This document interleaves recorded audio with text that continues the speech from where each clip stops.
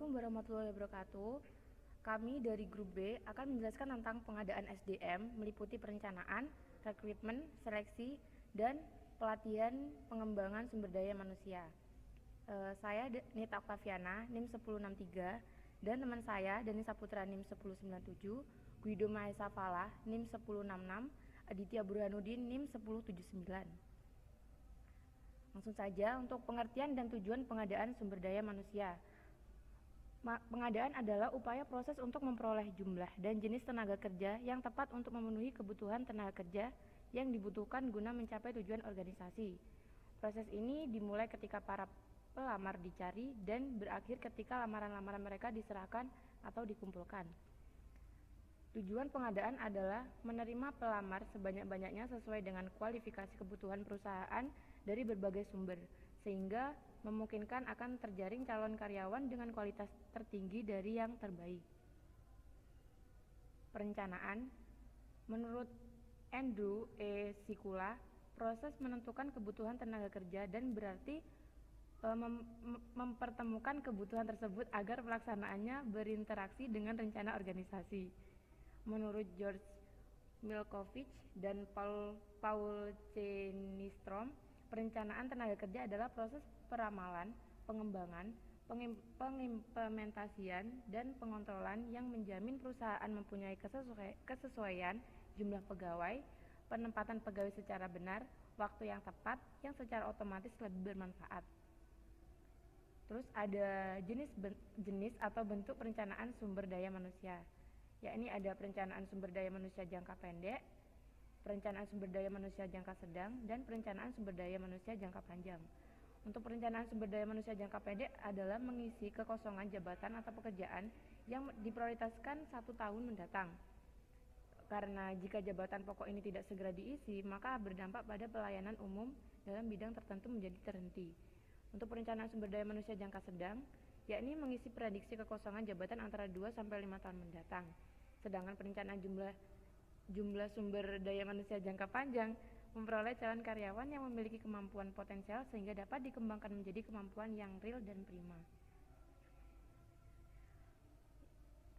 Manfaat perencanaan sumber daya manusia, yakni ada peningkatan sistem informasi SDM yang secara terus-menerus diperlukan dalam mendayagunakan sumber daya manusia secara efektif dan efisien bagi pencapaian tujuan organisasi. Mempermudah melaksanakan koordinasi sumber daya manusia oleh manajer SDM dalam usaha memperpadukan pengelolaan SDM. Untuk memperkirakan kondisi dan kebutuhan pengelolaan SDM selama 2 atau 10 tahun mendatang untuk jangka panjang. Untuk mengetahui posisi atau jabatan atau pekerjaan yang kosong pada tahun mendatang untuk jangka pendek. Faktor-faktor yang mempengaruhi perencanaan sumber daya manusia ada 4, yaitu faktor eksternal, faktor internal atau organisasi, faktor ketenaga kerjaan, faktor-faktor lain.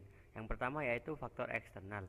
Faktor eksternal terdiri dari faktor ekonomi, nasional dan global, faktor sosial, politik dan hukum, faktor teknologi, faktor pesaing. Yang kedua yaitu faktor internal atau organisasi. Terdiri dari rencana strategis dan rencana operasional atau taktik, anggaran sumber daya manusia, peramalan produksi dan penjualan, faktor desain organisasi dan desain pekerjaan. Yang ketiga yaitu faktor ketenaga kerjaan. Terdiri dari pensiun, PHK, meninggal dunia, dan tenaga kerja yang selalu absen, promosi, pindah tenaga kerja yang mendapat pelatihan dan yang mengikuti pendidikan di luar organisasi. Yang keempat yaitu faktor-faktor lain. Terdiri dari pasar tenaga kerja, prestasi kerja, waktu yang tersedia untuk mencapai sasaran organisasi jangka pendek, faktor demografi. Rekrutmen. Pengertian dari rekrutmen adalah seperangkat aktivitas organisasi yang digunakan untuk menarik calon pemegang jabatan atau pelaksanaan pekerjaan yang memiliki kemampuan dan sikap yang diperlukan demi membantu organisasi mencapai tujuan. Tujuan utama dari rekrutmen yaitu mengidentifikasi dan menarik karyawan potensial. Cara perekrutan. Rekrutmen internal melalui transfer, yaitu mentransfer seorang karyawan dari satu jabatan atau pekerjaan ke jabatan atau pekerjaan lain yang serupa dalam perusahaan yang sama. Yang kedua yaitu rekrutmen eksternal media advertensi, agen penempatan tenaga kerja, perusahaan pencari eksklusif, dan acara-acara khusus untuk perekrutan. Prinsip perekrutan. Yang pertama yaitu mutu karyawan yang akan direkrut harus sesuai dengan kebutuhan. Yang kedua yaitu jumlah karyawan yang diperlukan harus sesuai dengan job yang tersedia. Yang ketiga yaitu biaya yang diperlukan diminimalkan. Yang keempat, perencanaan dan keputusan-keputusan strategis tentang perekrutan. Seleksi. Seleksi adalah suatu kegiatan pemilihan dan penentuan pelamar yang diterima atau ditolak oleh untuk menjadi karyawan. Proses seleksi tergantung pada 3 bagian, yaitu yang pertama, analisa jabatan, seperti deskripsi jabatan, spesifikasi jabatan, standar prestasi karyawan yang diharapkan. Yang kedua, yaitu rencana sumber daya manusia yang akan datang, seperti program tenaga kerja, perluasan di masa yang akan datang.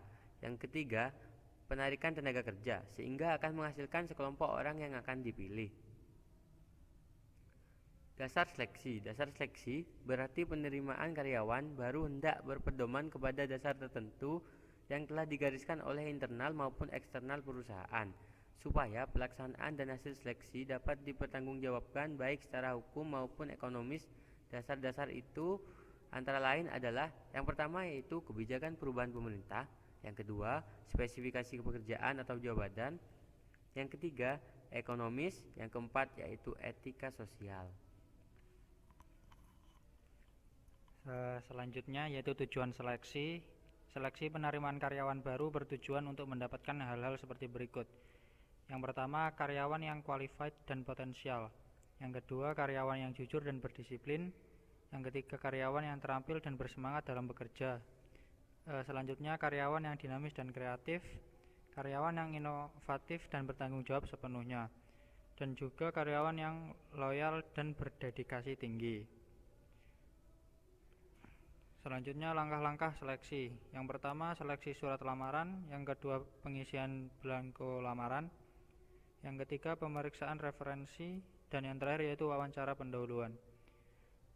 Tahap selanjutnya ada tes penerimaan. Tes penerimaan adalah proses untuk mencari data calon karyawan yang disesuaikan dengan spesifikasi jabatan atau pekerjaan yang akan dijabat. Bentuk-bentuk tes penerimaan adalah yang pertama physical test, yaitu suatu proses untuk menguji kemampuan fisik pelamar, misalnya pendengaran dan penglihatan. Yang kedua academic test, yaitu proses menguji kecakapan yang dimiliki pelamar sesuai dengan kebutuhan yang akan diisinya. Yang ketiga psikologi test, yaitu proses menguji tentang kecerdasan, bakat, prestasi, minat, dan kepribadian dari pelamar. Selanjutnya masalah seleksi. Dalam mengadakan seleksi, manajer akan menghadapi 4 tantangan atau kendala, yaitu yang pertama, tantangan suplai tenaga kerja, yang kedua tantangan etis, dan yang ketiga tantangan organisasional, dan yang keempat tantangan kesamaan kesempatan. Untuk tantangan suplai tenaga kerja, membludaknya para pelamar mendaftarkan diri pada perusahaan yang membuka kesempatan kerja, tidak menjamin lowongan kerja akan terisi seluruhnya. Dan yang kedua tantangan etis, itu masalah ini merupakan salah satu tantangan bagi manajer sumber daya manusia. Keputusan seleksi sangat dipengaruhi oleh hubungan keluarga, pemberian komisi dari kantor penempatan tenaga kerja, dan lain sebagainya. Yang ketiga tantangan organisasional. Perusahaan menghadapi keterbatasan seperti anggaran, pengadaan, keterbatasan waktu dan tenaga. Dan yang keempat tantangan kesamaan kesempatan. Di berbagai negara atau masyarakat masih saja terdapat praktek diskriminasi dalam pemanfaatan sumber daya manusia.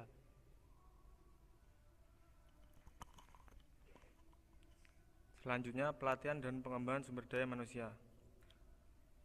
Pengertiannya, pelatihan adalah proses yang didesain untuk meningkatkan pengetahuan dan keterampilan teknis ataupun meningkatkan kinerja pegawai. Pengertian pengembangan adalah proses yang didesain untuk meningkatkan kemampuan konseptual, kemampuan dalam pengambilan keputusan, dan memperluas human relation. Selanjutnya tujuan. Yang pertama yaitu memutakhirkan keahlian seorang individu sejalan dengan perubahan teknologi. Melalui pelatihan sumber daya manusia, pelatih trainer memastikan bahwa setiap individu dapat secara efektif menggunakan teknologi-teknologi baru. Yang kedua, mengurangi waktu belajar seorang individu baru untuk menjadi kompeten dalam pekerjaan. Yang ketiga, membantu memecahkan persoalan operasional. Yang keempat, mengorientasikan setiap individu terhadap organisasi. Yang kelima, memberikan kemampuan yang lebih tinggi dalam melaksanakan tugas dalam bekerja. Yang keenam, meningkatkan tingkat profesionalisme para karyawan. 5 jenis pelatihan dan pengembangan sumber daya manusia. Yang pertama yaitu skill training, pelatihan keahlian. Pelatihan keahlian atau skill training merupakan jenis pelatihan yang sering dilakukan pada setiap perusahaan. Program skill training relatif sederhana seperti menilai kebutuhan atau kekurangan dan kemudian diidentifikasi melalui penilaian yang teliti. Yang kedua, retraining atau pelatihan ulang. Pelatihan ulang atau retraining yaitu memberikan keahlian yang dibutuhkan oleh karyawan untuk menghadapi tuntutan kerja yang berubah-ubah. Melalui hal ini, karyawan dapat lebih percaya diri dalam menyelesaikan pekerjaan. Yang ketiga, cross-functional training atau pelatihan lintas fungsional adalah pelatihan yang melibatkan karyawan untuk melakukan aktivitas kerja dalam bidang lainnya selain pekerjaan yang ditugaskan. Yang keempat, team training atau pelatihan tim. Pelatihan tim dilakukan dengan bekerjasama yang terdiri dari sekelompok individu untuk menyelesaikan pekerjaan demi tercapainya tujuan bersama dalam sebuah tim kerja. Yang kelima yaitu creativity training.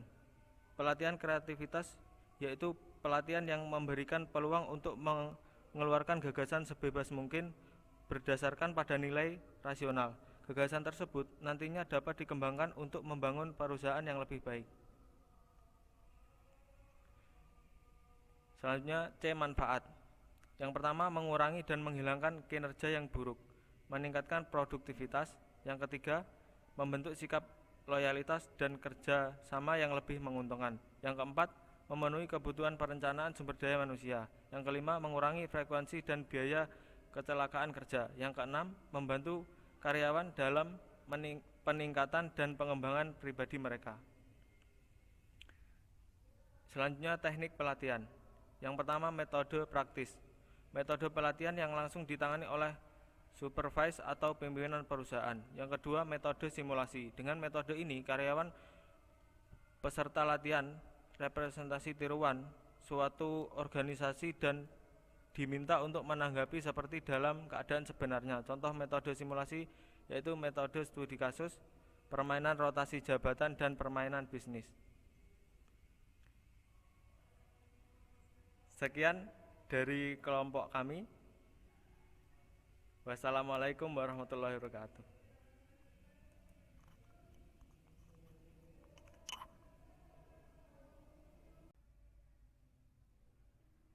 Assalamualaikum warahmatullahi wabarakatuh. Kami dari grup B akan menjelaskan tentang pengadaan SDM meliputi perencanaan, rekrutmen, seleksi, dan pelatihan pengembangan sumber daya manusia.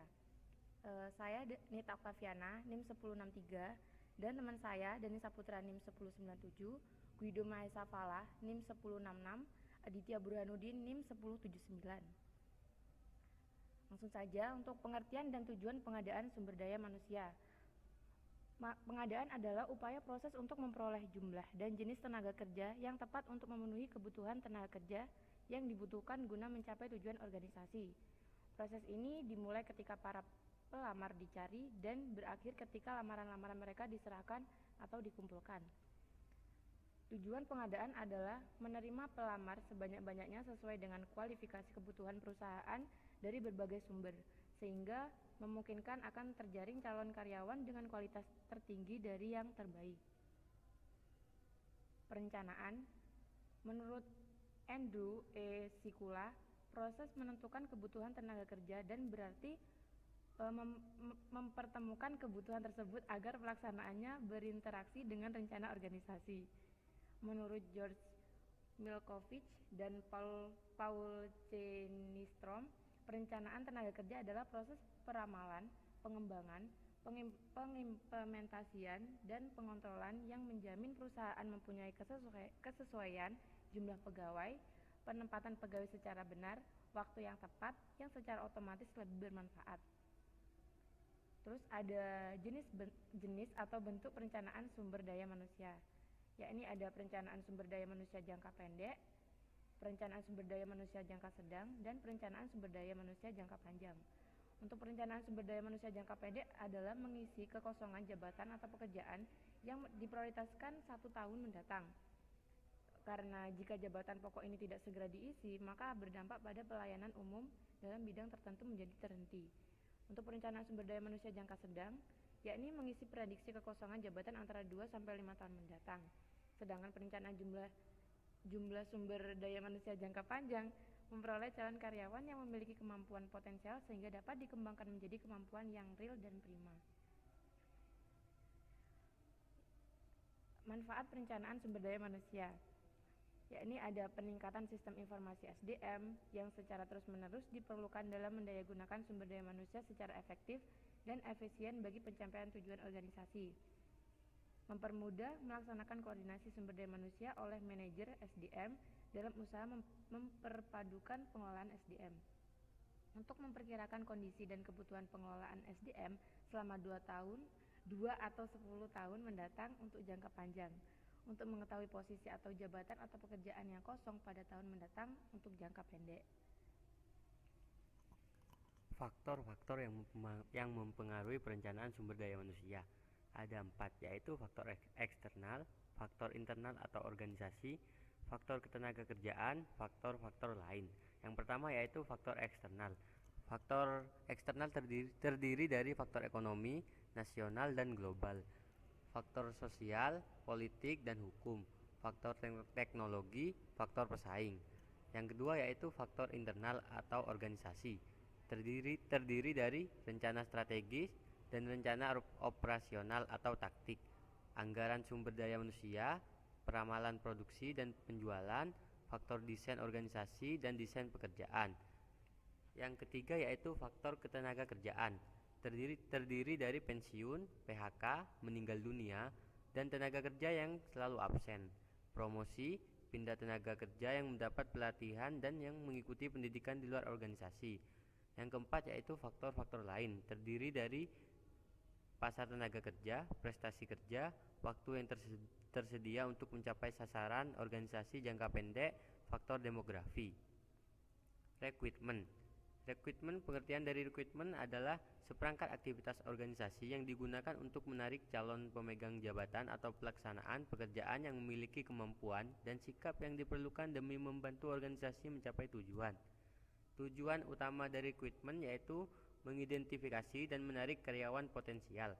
Cara perekrutan, rekrutmen internal, melalui transfer yaitu mentransfer seseorang karyawan dari satu jabatan atau pekerjaan ke jabatan atau pekerjaan lain yang serupa dalam perusahaan yang sama. Yang kedua yaitu rekrutmen eksternal, media advertensi, agen penempatan tenaga kerja, perusahaan pencari eksklusif, dan acara-acara khusus untuk perekrutan. Prinsip perekrutan. Yang pertama yaitu mutu karyawan yang akan direkrut harus sesuai dengan kebutuhan. Yang kedua yaitu jumlah karyawan yang diperlukan harus sesuai dengan job yang tersedia. Yang ketiga yaitu biaya yang diperlukan diminimalkan. Yang keempat, perencanaan dan keputusan-keputusan strategis tentang perekrutan. Seleksi adalah suatu kegiatan pemilihan dan penentuan pelamar yang diterima atau ditolak untuk menjadi karyawan. Proses seleksi tergantung pada 3 bagian, yaitu yang pertama, analisa jabatan, seperti deskripsi jabatan, spesifikasi jabatan, standar prestasi karyawan yang diharapkan. Yang kedua, yaitu rencana sumber daya manusia yang akan datang, seperti program tenaga kerja, perluasan di masa yang akan datang. Yang ketiga, penarikan tenaga kerja, sehingga akan menghasilkan sekelompok orang yang akan dipilih. Dasar seleksi berarti penerimaan karyawan baru hendak berpedoman kepada dasar tertentu yang telah digariskan oleh internal maupun eksternal perusahaan, supaya pelaksanaan dan hasil seleksi dapat dipertanggungjawabkan baik secara hukum maupun ekonomis. Dasar-dasar itu antara lain adalah yang pertama yaitu kebijakan perubahan pemerintah, yang kedua spesifikasi pekerjaan atau jabatan, yang ketiga ekonomis, yang keempat yaitu etika sosial. Selanjutnya yaitu tujuan seleksi. Seleksi penerimaan karyawan baru bertujuan untuk mendapatkan hal-hal seperti berikut. Yang pertama, karyawan yang qualified dan potensial. Yang kedua, karyawan yang jujur dan berdisiplin. Yang ketiga, karyawan yang terampil dan bersemangat dalam bekerja. Selanjutnya, karyawan yang dinamis dan kreatif. Karyawan yang inovatif dan bertanggung jawab sepenuhnya. Dan juga karyawan yang loyal dan berdedikasi tinggi. Selanjutnya langkah-langkah seleksi. Yang pertama, seleksi surat lamaran. Yang kedua, pengisian belangko lamaran. Yang ketiga, pemeriksaan referensi. Dan yang terakhir yaitu wawancara pendahuluan. Tahap selanjutnya ada tes penerimaan. Tes penerimaan adalah proses untuk mencari data calon karyawan yang disesuaikan dengan spesifikasi jabatan atau pekerjaan yang akan dijabat. Bentuk-bentuk tes penerimaan adalah: yang pertama, physical test, yaitu suatu proses untuk menguji kemampuan fisik pelamar, misalnya pendengaran dan penglihatan. Yang kedua, academic test, yaitu proses menguji kecakapan yang dimiliki pelamar sesuai dengan kebutuhan yang akan diisinya. Yang ketiga, psikologi test, yaitu proses menguji tentang kecerdasan, bakat, prestasi, minat, dan kepribadian dari pelamar. Selanjutnya, masalah seleksi. Dalam mengadakan seleksi, manajer akan menghadapi 4 tantangan atau kendala, yaitu yang pertama, tantangan suplai tenaga kerja, yang kedua tantangan etis, dan yang ketiga tantangan organisasional, dan yang keempat tantangan kesamaan kesempatan. Untuk tantangan suplai tenaga kerja, membludaknya para pelamar mendaftarkan diri pada perusahaan yang membuka kesempatan kerja, tidak menjamin lowongan kerja akan terisi seluruhnya. Dan yang kedua, tantangan etis, itu masalah ini merupakan salah satu tantangan bagi manajer sumber daya manusia. Keputusan seleksi sangat dipengaruhi oleh hubungan keluarga, pemberian komisi dari kantor penempatan tenaga kerja, dan lain sebagainya. Yang ketiga, tantangan organisasional. Perusahaan menghadapi keterbatasan seperti anggaran, pengadaan, keterbatasan waktu dan tenaga. Dan yang keempat, tantangan kesamaan kesempatan. Di berbagai negara atau masyarakat masih saja terdapat praktek diskriminasi dalam pemanfaatan sumber daya manusia.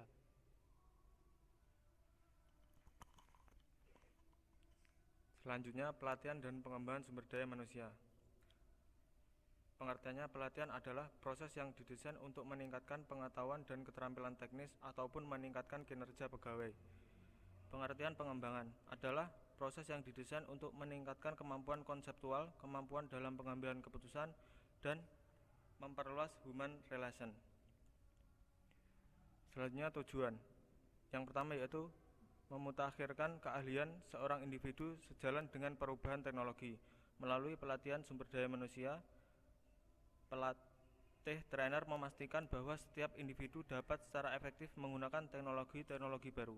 Yang kedua, mengurangi waktu belajar seorang individu baru untuk menjadi kompeten dalam pekerjaan. Yang ketiga, membantu memecahkan persoalan operasional. Yang keempat, mengorientasikan setiap individu terhadap organisasi. Yang kelima, memberikan kemampuan yang lebih tinggi dalam melaksanakan tugas dalam bekerja. Yang keenam, meningkatkan tingkat profesionalisme para karyawan. 5 jenis pelatihan dan pengembangan sumber daya manusia. Yang pertama yaitu skill training, pelatihan keahlian. Pelatihan keahlian atau skill training merupakan jenis pelatihan yang sering dilakukan pada setiap perusahaan. Program skill training relatif sederhana seperti menilai kebutuhan atau kekurangan dan kemudian diidentifikasi melalui penilaian yang teliti. Yang kedua, retraining atau pelatihan ulang. Pelatihan ulang atau retraining yaitu memberikan keahlian yang dibutuhkan oleh karyawan untuk menghadapi tuntutan kerja yang berubah-ubah. Melalui hal ini, karyawan dapat lebih percaya diri dalam menyelesaikan pekerjaan.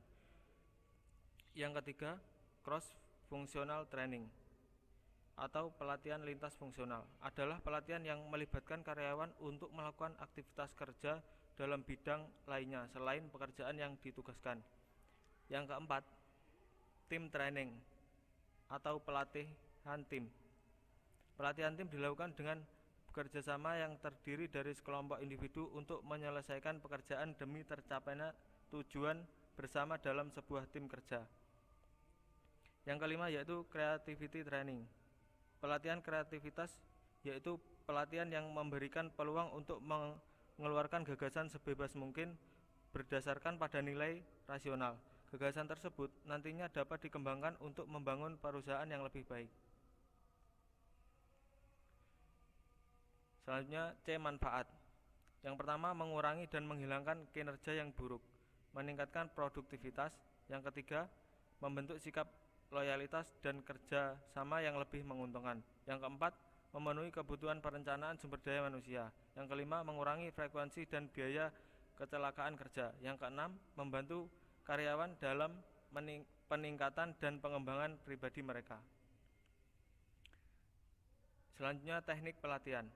Yang pertama, metode praktis. Metode pelatihan yang langsung ditangani oleh supervise atau pimpinan perusahaan. Yang kedua, metode simulasi. Dengan metode ini, karyawan peserta latihan representasi tiruan suatu organisasi dan diminta untuk menanggapi seperti dalam keadaan sebenarnya. Contoh metode simulasi yaitu metode studi kasus, permainan rotasi jabatan, dan permainan bisnis. Sekian dari kelompok kami. Wassalamualaikum warahmatullahi wabarakatuh.